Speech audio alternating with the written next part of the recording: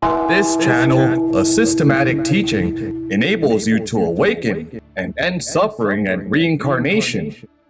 Please find the playlist in the description. Mahayana Pure Land welcomes you. Understanding Reincarnation to End Reincarnation. The Scientific Study on Reincarnation and More. Part 11. In the last part, we have mentioned that the hypnotized patient, Catherine, was cured of her aquaphobia after visioning her village being flooded and being drowned. She recovered after understanding the cause. The heart is the master of all things. During another course of treatment, Catherine was cured of her claustrophobia and her fear of darkness when recalling being buried alive and dying inside a cave after being banished due to being infected with plague. Our mind should be the master of our body and spirit, but as a mortal, our mind is dominated by delusions, so we lose our self-nature and deviate from the thusness. Cultivation is to help us understand the truth and reveal our hidden self-nature. Once we really understand this, we are awakened. Once awakened, we will then truly let go of delusion, discrimination, and attachment. In other words, we will recover to normal. Destiny makes enemies meet. In one of her hypnosis sessions, Catherine recalled the situation of another life when she had been a boy. She said, "I have blonde hair. We are having a battle on the water. I see many warships and many of our people are holding long spears, shields, bows, and arrows. We are fighting against the enemy. But I did not go up to fight with the enemy because I did not want to kill people." Suddenly, Catherine seemed to have difficulty breathing. After a while, she slowly said that an enemy rushed him from behind, strangled his neck, and then used a knife to slit his throat. When dying, the boy turned around and saw the enemy who was her boyfriend in this life. She said, "His appearance was completely different, but I know it was him." This life of Catherine reminds us of the proverb, "Destiny makes enemies meet." An invisible force of karma entwines two people together, causing mutual injuries avenged on each other life after life. The Buddha depicted the relationships among people in our reincarnation as none other than paying the debt of gratitude, seeking revenge, collecting debt, and repaying debt. There are so many problems in the world nowadays. They can be attributed to complex causality in past lives. We must resolve the entangled relationships in this life. Otherwise, it will definitely trouble us life after life. But how? Resolve the grievance in our own heart and turn past enemies into family.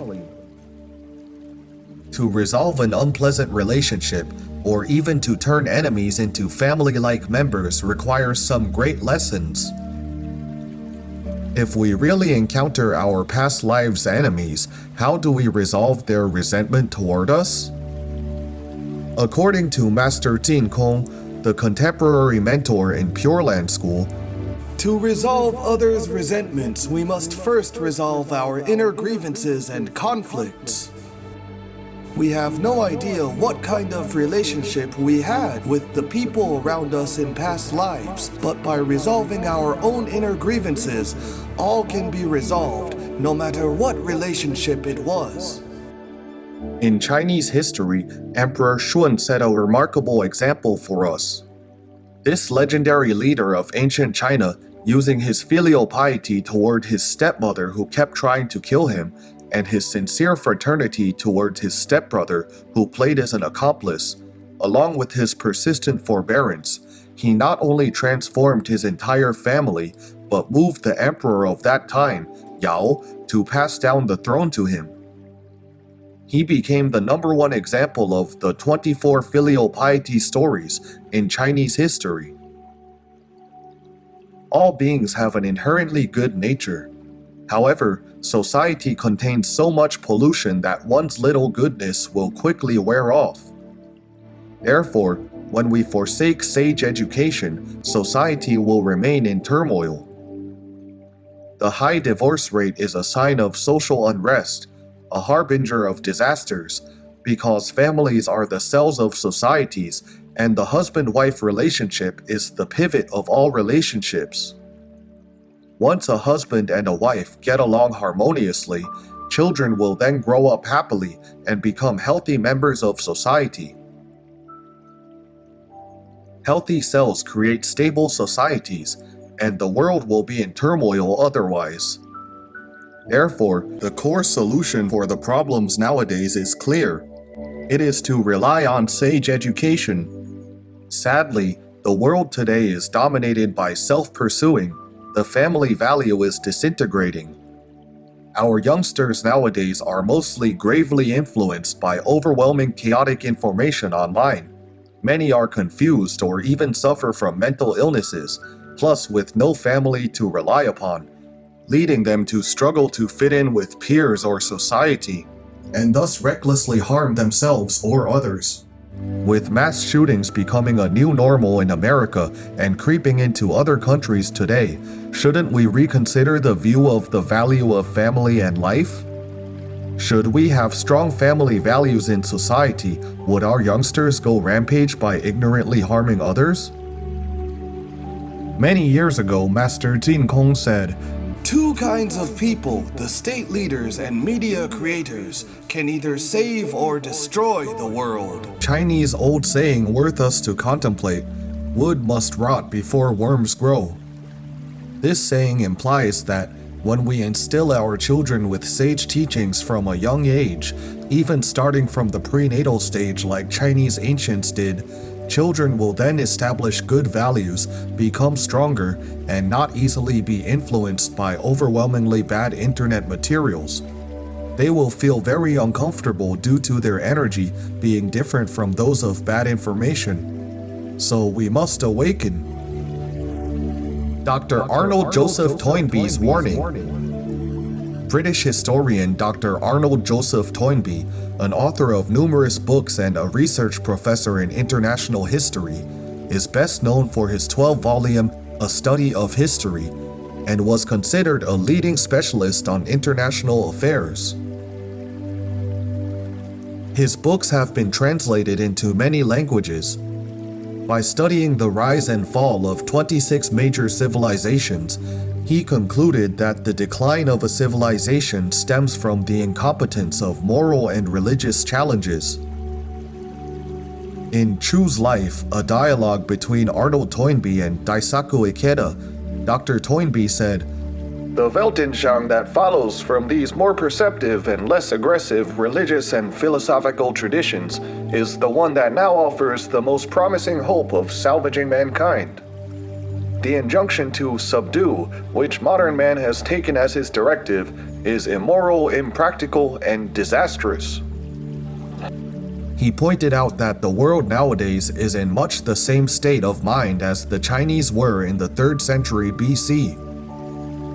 But the Chinese overcame that chaotic era and succeeded for centuries in not only holding together millions of people in relatively stable domestic peace and order, but in assimilating a foreign ideology, Buddhism, in a way that enriched the indigenous civilization and retained its cultural unity. He sighed with sentiment. "We are the prisoners of an age-old habit of political disunity and of consequent warfare between competing states. This habit has become so deeply ingrained that we are reluctant to be liberated from it. Yet we now recognize that if we fail to unite politically on a global scale, the annihilation of distance may result in the annihilation of life." In a conversation with teaching fellow at Harvard University, Christopher Wright, Dr. Toynbee said, "Well, thinking of our Western civilization, I suppose it's our feeling for individual liberty, what you might call the sacredness of the individual personality. Indian civilization, it might be a kind of otherworldliness, feeling that all material success and achievement is a kind of illusion, and the real thing is something beyond. which seems rather different from our point of view. Chinese, great feeling for family relations and tradition. You get a kind of style, so to speak. I can explain them. Dr. Toynbee said that the past achievements and historical experience of Chinese culture have endowed it with the qualifications that the West so conspicuously lacks. On the strength of that achievement, Chinese culture has a more promising chance of shepherding mankind into political unity than any other measures. This is an analysis from a Western historian nearly a century ago, when the world was not quite as in turmoil as today.